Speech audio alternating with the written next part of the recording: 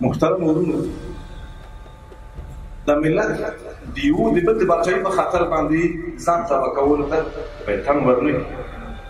موږ مشترک غوښتنې په شلو کلونو کې د 19 کلونو کې دقیقاً مطرح کړي دي.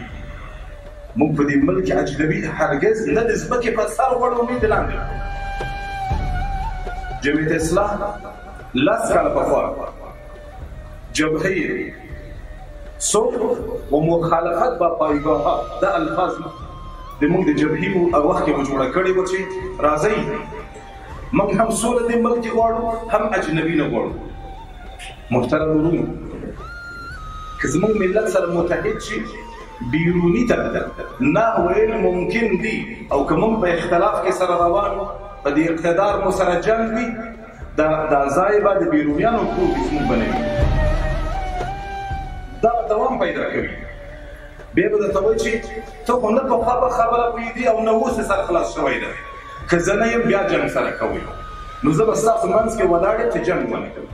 بهانه به یې دا وي باور اوسه چې که بس له دې هم دا ملت په ټول فشار باندې په طرفینو فشار نه اچوي چې ورونو صلح وکړي او که صلح نه کوي زموږ نه بېزاري اعلان وکړي ځان ته نور عسکر پیدا کړي.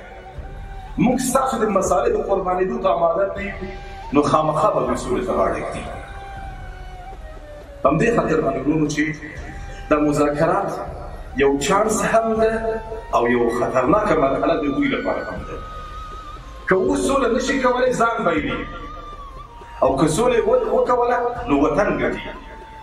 دا ځینې قضایا ده چې دا ماوراء صدور خلک طبیعي لولي علماء کرام خو منطق لوست مقدمه و تاریخ ورته کوي نتیجې دا شی راوځي.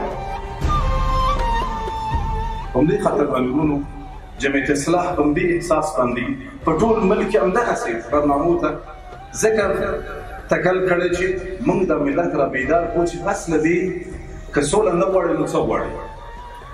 باور وکړئ چې په دې ملک کې که سوله راشي د عامو انسانانو ګټه ده او که سوله نه وي د خاصو مفسدانو ګټه. آیا موږ د یو عام مصلحت په خاطر د خاصو خلکو مزدوري وکړو تر څو وکړو؟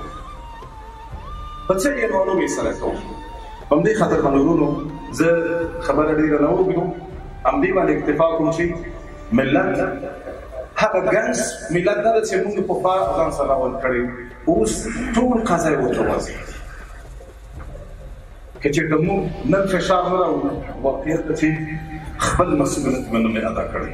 موږ ولس ته خبره کوو ولس ته وایو چې تاسو د طرفینو باندې دومره فشار واچوئ چې سبا دوی یو نتیجې سره خپل ملک ته راسي دوی ابرو زموږ ابرو ده دوی ذلت زموږ ذلت ده.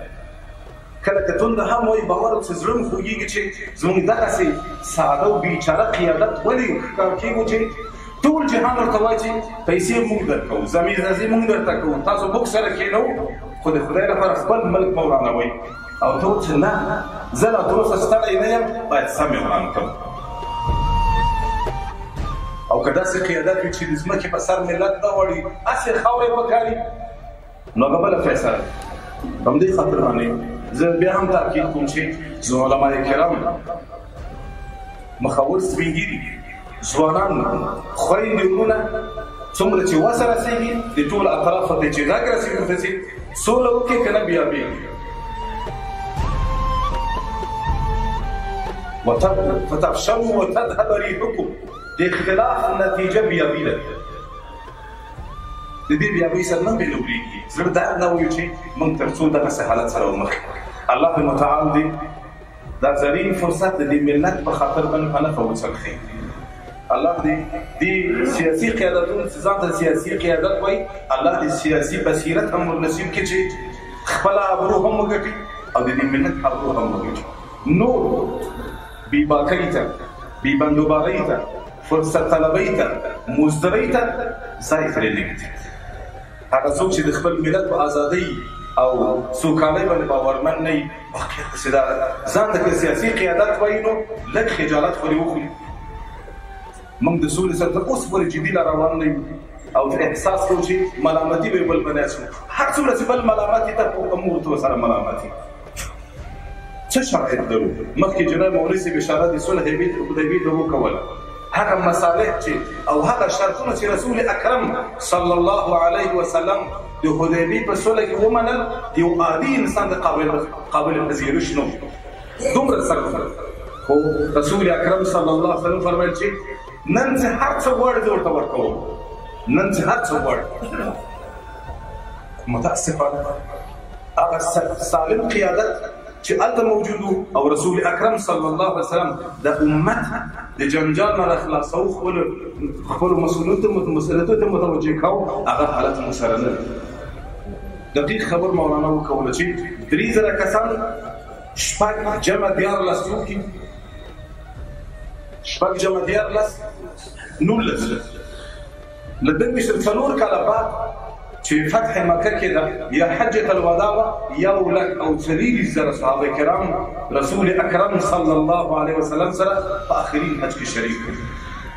دا د سولې نتیجه ده، دا د دوراندیشۍ نتیجه ده، دا د سیاسي بصیرت نتیجه ده، دا د قانع کننده پیغام نتیجه ده، دا د دلسوزۍ نتیجه ده. متاسفانه چې موږ د دې قضایو نه بې برخې پاتې یو. اللهم تعالی دې په دې ملت ورحمېږي. یا الله موږ په واقعي سولې ونازوي.